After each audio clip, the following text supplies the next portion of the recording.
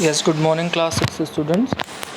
Last time we talked about the terms, sites, and I also explain you the words. Now we go to the topic finding out about fire. So is the basic story of fire. आप जानेंगे कि पहले इंसान किस तरह से कच्ची चीज़ों को खाता था, पकाने की कला उसे नहीं आती थी, वो नहीं जानता था आग के बारे में. धीरे धीरे उसने ये सब चीज़ें सीखी. But it takes 1000 of years. ये सब सीखने में, सब जानने में उसे हज़ारों समय का टाइम लगा, हज़ारों सालों का. ओके, इसमें कुछ फाइंड करने को बोल रहा है. हम लोग मैप पे भी देखेंगे. Traces of ash have been found here. कहते हैं कि यहाँ पे जो ऐश है, ऐश मीन्स क्या होता है बेटा? ऐश मीन्स राख होता है. ठीक है, राख जो आप देखते हैं ना, लकड़ी के जलने के बाद जो राख बचती है, वो यहाँ पे मिले हैं. कहाँ पे? कुरनूल केव्स. और बेटा कुरनूल कहाँ है? आंध्र प्रदेश. ये आंध्र प्रदेश में एक जगह है, वहाँ पे ये सारी चीज़ें फाउंड हुई. This suggest that people were familiar with the use of fire. और इन सबूतों से, मतलब किसके? आग जो मतलब ये जो हमें राख मिली है, इससे, इसके सबूतों से हमें पता चलता है कि यहाँ के लोग फैमिलियर मतलब जानते थे कि आग का यूज़ कैसे करना है. Fire could have been used for many things. अच्छा, आज भी ऐसा कुछ नहीं है ना कि हम नहीं जानते आज फायर के कितने यूज़ है. बट उस टाइम पे जब सब कुछ नवा हर सब सारी चीज़ नई थी, आप ऐसे मतलब पढ़ के चलिए जैसे कि आप सच में कुछ नहीं जानते हैं और आपके लिए सारी चीज़ें किस तरह से महसूस हो सकती हैं. As a source of light, भाई आग उजाला दिखाने के लिए. टू रोस्ट मीट को पकाने के लिए. And to scare away animals, और जानवरों को डराने के लिए, ताकि जानवर उनके पास ना आ सके, उनको उनसे ख़तरा ना हो. इस तरह की यूज़ वो उस टाइम पे करते थे. ठीक. What do we use fire for today? अच्छा, आज अगर आप कहना चाहें तो आपको क्या लगता है कि फ़ायर के क्या यूज़ है, क्या यूज़ हो सकते हैं? ये सारी चीज़ें हैं. चलिए अब हम लोग नेम और डेट्स पे आते हैं. उस दिन मैप में हम लोग एक चीज़, बेटा आपको याद है, कुछ वर्ड आए थे जिसमें से एक वर्ड था पैलोथिक, एक वर्ड था न्यूलिथिक, और ये मैक्रोलिथिक. ये छोटे छोटे वर्ड्स आए थे, आपको याद है? आज हम उनके बारे में समझेंगे कि ऐसा क्यों कहा गया. मेसो या ये पैलियो या ये माइक्रोलिथिक्स, इनका यही नाम क्यों पड़ा? बहुत सिंपल है, और आप इस चीज़ को थोड़ा सा ध्यान से देखना, क्योंकि ये आपके नोट्स के लिए भी इम्पोर्टेंट है. जब आप लिखेंगे और जब एग्ज़ाम या टेस्ट होंगे आपके, तब भी आपके लिए उतनी ही इम्पोर्टेंट है. ठीक है, अब हम थोड़ा इस पे ध्यान देते हैं. Name and dates. ठीक है, हम लोग देखते हैं. Archaeologist have given lengthy names for the time we are studying. मतलब ऐसा हम लोग को लगता भी है कि जो आर्कियोलॉजिस्ट लोग हैं, वो लोग जो पुरानी चीज़ों के बारे में पढ़ते हैं, जानते हैं, हमें बताते हैं, उन्होंने डेट्स को बताने के लिए, टाइम को बताने के लिए कुछ लेंदी नाम रखे. मतलब हमें भी अजीब से लगते हैं पढ़ने में. They call the earliest period the paleolithic. Earliest यानी जो सबसे पहला टाइम था, जिस टाइम इंसान अपने एग्जिस्टेंस में आया था, उसको पैलियोथिक एज कहा है. This comes from Greek words paleo meaning old and lithos meaning stone. अच्छा, आप एक चीज़ नोटिस ये करें कि बेटा लिथोस की बात हो या पेलियो की बात हो, तो इसका मतलब वो ग्रीक वर्ड से लिए वो वर्ड हैं, इसलिए हमें कई बार वो वर्ड थोड़े फैमिलियर नहीं लगते हैं. और इंग्लिश में, साइंस में या मैथ्स में ऐसे बहुत सारे वर्ड हैं जो कि लैटिन भाषा से या ग्रीक से या इधर उधर से आए हुए हैं, तो इस वजह से उसके मीनिंग में कई बार थोड़ा सा एक अलग डिफरेंस नज़र आता है. जैसे आप इस चीज़ों को देखें ध्यान से, तो आप देखो पेलियो का मतलब क्या दिखाया है? ओल्ड. पेलियो का मतलब ओल्ड से दिखाया है. और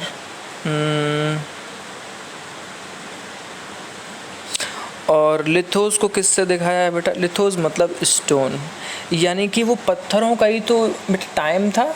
पत्थरों से औजार बनाना, पत्थरों की नुकीली चीज़ों से खुदाई करना, पत्थरों की और अलग चीज़ों से अपने यूज़ करना, स्टिचिंग करना. इसलिए स्टोन का यूज़ था उस पर्टिकुलर एज में, इसलिए उसको पैलियोथिक एज बोला है. मीन्स स्टोन की एज का टाइम. ठीक. अब फिर इसमें एक बात है, the name points for the important find of finds of stone tools. तो किस चीज़ की इंपॉर्टेंस को दिखा रहा है? स्टोन के यूजेस को, स्टोन के टूल्स को। The palaeolithic period extend from 2 million years ago to about 12,000 years ago. अगर जो इसमें सबसे इम्पॉर्टेंट पॉइंट है बेटा वो है ये कि आप कैसे पहचानेंगे कि पैलियोलिथिक एज है, तो आप इसको ऐसे कैलकुलेट करेंगे 2 लाख ईयर से लेके अगर 12,000 ईयर्स तक के गैप की बात करें तो उसमें बेटा पैलियोलिथिक पीरियड ही आएगा। इस चीज़ को ना हम बहुत प्रॉपर तरीके से लिख सकते हैं। हम लिख सकते हैं 2 लाख टू 12,000 ईयर्स, और एरो करके हम क्या लिख सकते हैं बेटा इसको? पैलियोलिथिक। इस तरह के नोट्स आपको ज़रूर लिखने हैं आपके अपने समझने के लिए, ताकि आपको टाइम पीरियड पता चल सके।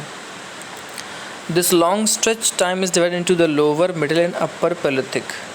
अच्छा, इसको भी 3 तरीके से डिवाइड किया है, जिसमें से एक लोअर है जो सबसे नीचे था, फिर एक बीच का टाइम था और फिर एक उच्च काल थोड़ा बाद में।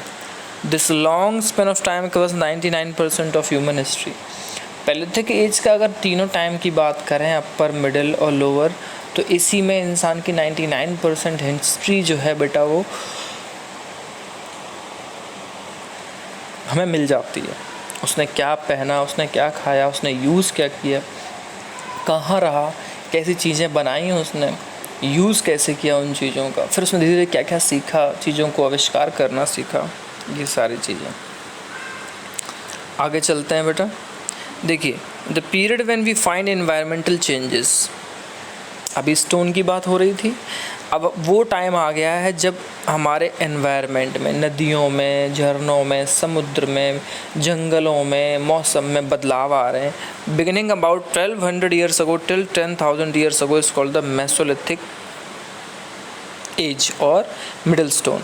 ये पॉइंट नंबर बेटा आपका 2 है। और इसमें क्या चीज़ इंपॉर्टेंट है? मेसोलिथिक या फिर मिडिल स्टोन। क्यों? और इसको आप कैसे लिखेंगे? 12,000 टू 10,000 ईयर्स, और इसको आप फिर उसके साइड से एरो करके लिखेंगे मेसोलिथिक, इस तरह से। मतलब चीज़ें थोड़ा सा शॉर्ट में लिखनी है, आपको प्रॉपर लिखनी है। आप सीधा सीधा लिखेंगे 12,000 टू 10,000 ईयर्स। कौन सा है बेटा ये? मेसोलिथिक। इस तरह की चीज़ें आपको अपनी नोटबुक में लिखनी है, शॉर्ट नोट्स की। टाइम पीरियड डायरेक्टली, बाकी अगर आप जैसे लिखते हैं कि एनवायरमेंटल चेंज का टाइम है, इट्स ओके, आप लिखिए, बहुत अच्छा है। बट अगर ये सब चीज़ें इस तरह से लिखेंगे तो आपको और भी प्रॉपर तरीके से समझ में आएंगी। ठीक, तो हम लोग आगे बढ़ते हैं। Stone tools found during this period are generally tiny and are called microlithic. अच्छा, जो पत्थरों का यूज़ है ना वो अब माइक्रो हो गए हैं बेटा, और माइक्रो जो वर्ड का मतलब होता है वो टिनी, टाइनी, मतलब बहुत छोटे छोटे टाइप के औजार यूज़ हुए हैं। Microlithics were probably stuck on the handles of bone और वुड टू मेक टूल्स। जो हड्डियाँ होती हैं ना, हड्डियों के उससे बनाए जाते थे, लकड़ियों के भी कुछ ऐसे टूल्स बनाए जाते थे जिससे कि छोटी छोटी खुदाई, छोटी छोटी चीज़ों को हम यूज़ कर सकें। All the same time older varieties of tools continue to be in use. और धीरे धीरे उसी टाइम में अगर हम जाएंगे आगे तो जितने भी ओल्डर वैरायटी है, हालांकि आपने तो नहीं देखे होंगे, आप अपने दादा दादी से घर में पूछ सकते हैं, वो छोटे छोटे खुरपी जैसी चीज़ें, लकड़ियों के औजार, खेत में यूज़ होने वाली चीज़ें, घास को साफ़ करने वाली छोटी छोटी वो कांटेदार एक मशीन होती है, छोटी सी टूल, दराती, हंसिया, ऐसे जो बहुत छोटी छोटी चीज़ें, ये तो बाद में डेवलप हुई हैं इतनी। और जो नेक्स्ट एज आती है वो 10,000 ईयर्स अगो आती है, उसको हम न्यूलिथिक एज कहते हैं। तो आपने एक चीज़ नोटिस की है, मैं आपको समझाता हूँ कि आपने अगर एक चीज़ नोटिस की हो, वो ये है बेटा कि 2 लाख टू 12,000 ईयर्स कौन सा था? याद कीजिए, पैलियोथिक। ठीक, फिर आया 12,000 टू 10,000 ईयर्स, और ये कौन सा था बेटा? मेसो। और 10,000 ईयर्स अगो जो पीछे टाइम था वो आपका किस में आया? आई थिंक क्या था? माइक्रोलिथिक।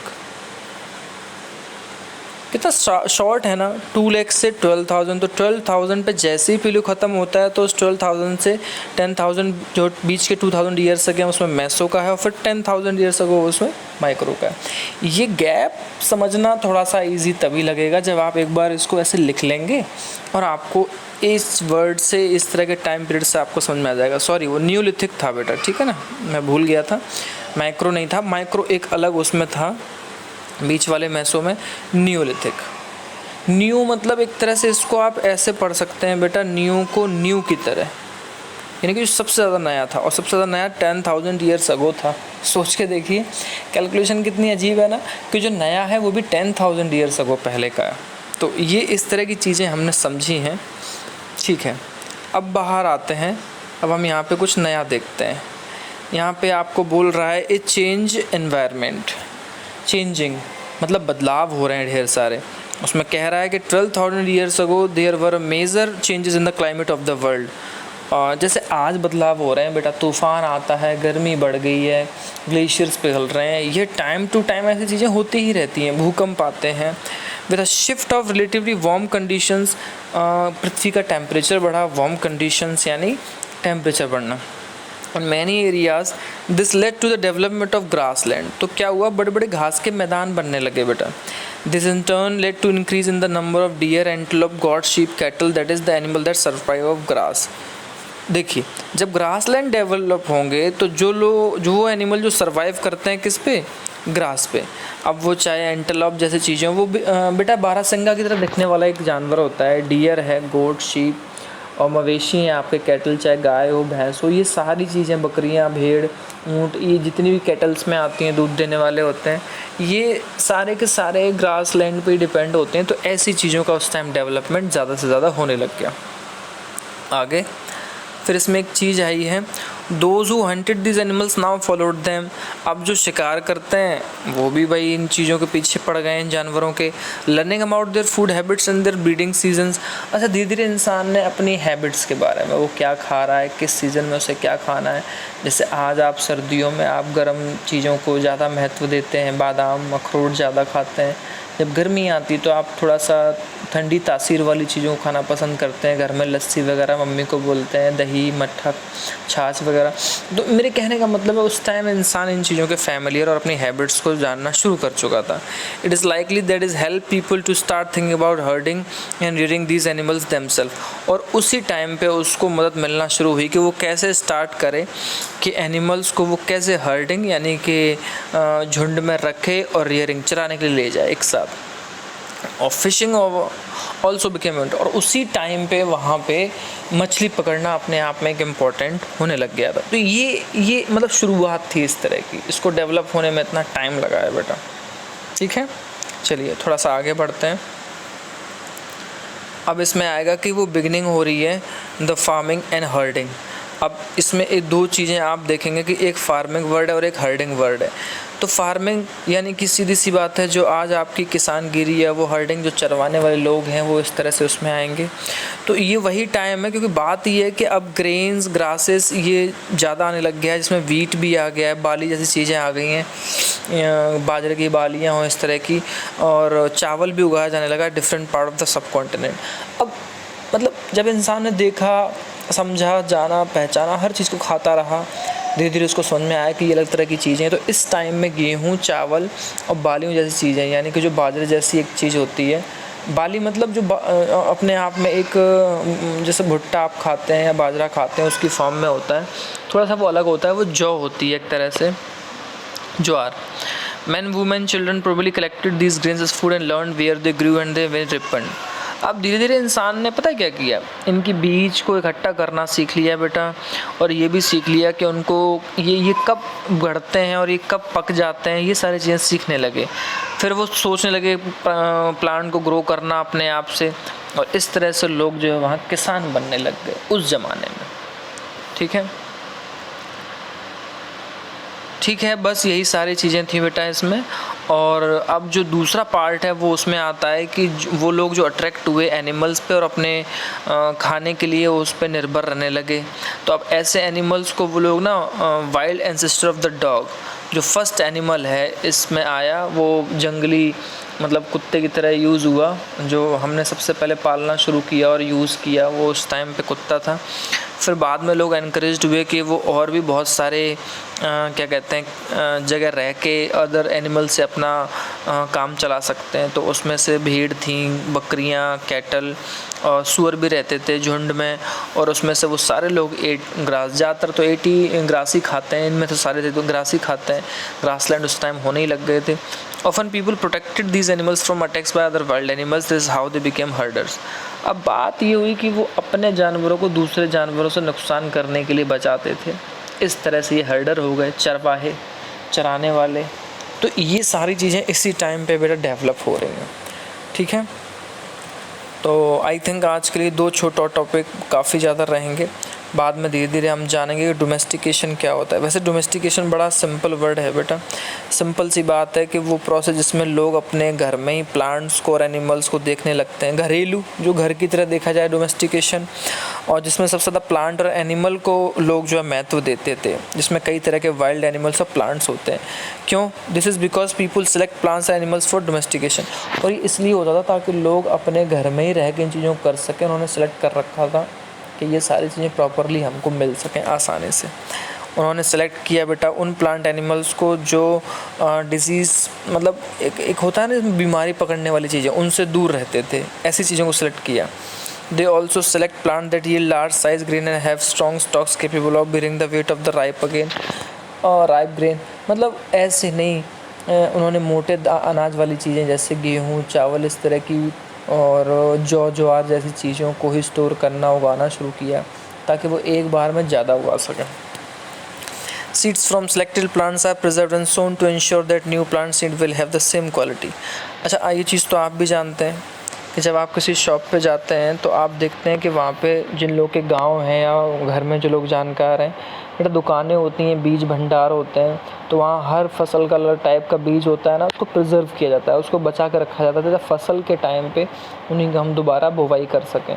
तो ऐसे ही वो उस टाइम के बारे में बात कर रहा है। ऐसे ही एनिमल्स के बारे में है, वो बहुत ईजी है, कोई ज़्यादा हार्ड नहीं है। तो ये सारी चीज़ें हैं, बट इसमें एक चीज़ ये है कि डोमेस्टिकेशन जो थी प्रोसेस धीरे धीरे कई पार्ट में फैल गई और 12,000 साल पहले ये स्टार्ट हुई थी। आज हम जो प्लांट एनिमल्स को आप देखते हैं वो रिज़ल्ट है डोमेस्टिकेशन का। शुरुआत में इन लोगों ने जो 12,000 ईयर्स अगो ये चीज़ें स्टार्ट की थी, वो आज हमारे आसपास हमारी लाइफ में हमको दिखाई दे रही हैं। इसमें वीट, बार्ले, जौ। Earliest domestic animal include sheep and goat. और एनिमल्स की बात करें तो गोट और शीप भी उस टाइम से स्टार्ट हुआ था और आज भी आप देखते हैं कि लोग इनको अपने पास रखते हैं, अपने घरेलू जानवरों की तरह इस्तेमाल करते हैं। ठीक, छोटे छोटे नोट्स हैं वो आप करेंगे। और कुछ बच्चे कल कह रहे थे चैप्टर 1 का PDF नहीं भेजा, वो मैं आज शेयर कर दूँगा, तो आप प्लीज़ उसको थोड़ा सा अच्छे से रिटर्न कर लें। यहाँ जो चैप्टर्स में चीज़ें होती हैं वो आप पूछा भी करें टीचर से, और प्रॉपरली अगर इसको थोड़ा समझते रहेंगे तो अच्छा रहेगा। Okay class, thank you, have a nice day.